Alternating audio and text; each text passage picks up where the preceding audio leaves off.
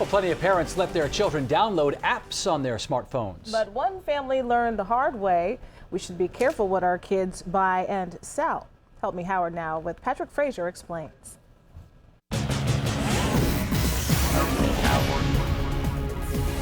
When many of us were kids, we got home from school, got on our bikes, went out and played. Today, many kids get home from school, get on the couch, and turn on their toys. It's different, and with electronics today, every kid has an iTouch or some form of, phone or iPad or whatever, and we're in the electronic age now. Richard and Alana's two boys have their own iPod Touches. When they download an app, they pay for it from their accounts. My favorite apps are Words with Friends. The Cone's 7-year-old daughter Lindsay uses her father's iPod to play her kids' games. There's a game called Tap Zoo, which is very popular. A lot of her friends have it, a lot of kids have it. Lindsay asked permission to buy the 99-cent Tap Zoo app. Richard put in his password and she sat down to play. In that game, you could buy stars and you can buy different animals and you can buy different things. When Lindsay bought the animals, she thought she was spending fake money. Virtual money to get a jar of coins for an alligator, a giraffe, a walrus. Then Richard got a call from his credit card company's fraud unit. And they basically started saying, did you purchase something for $50 on iTunes and $70 on iTunes? And I'm sitting there going, no. No, Richard hadn't. But yes, Lindsay had spent $544.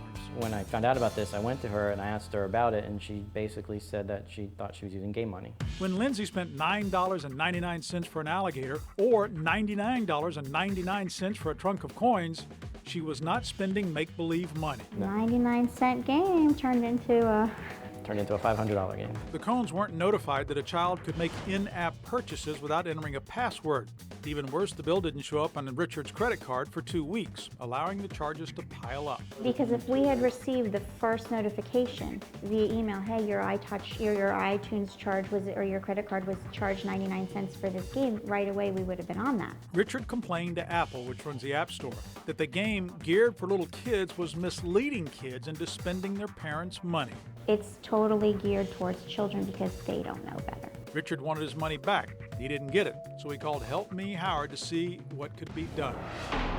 In the opinion of many lawyers, this is clearly a deceptive trade practice. In fact, last week, a class action lawsuit was filed against Apple for this very same game, Tap Zoo, because parents were not being put on notice that their children were making purchases without entering the password. When I spoke to Apple, they were very helpful. A spokesman told us their new iOS 4 gives parents the ability to turn off in-app purchases, which many kids were doing. In addition, the re-entry of the password is now required when making an in-app purchase. That will block a child like Lindsay from buying an alligator or a cow in their Tap Zoo app. Even better for Richard and Alana, Apple returned the $544 Lindsay spent on Tap Zoo. If your young child did this, I would contact Apple. Now may be the best time to ask for your money back, in part because they are being sued and probably want to put this behind them, especially now that they have a solution. Richard is satisfied. He got his money back and knows to keep a closer eye on what his adorable little daughter is doing. I'd like other parents to be warned, monitor what your kids are doing, and even when you buy the game that you've approved, you could still get charged for things.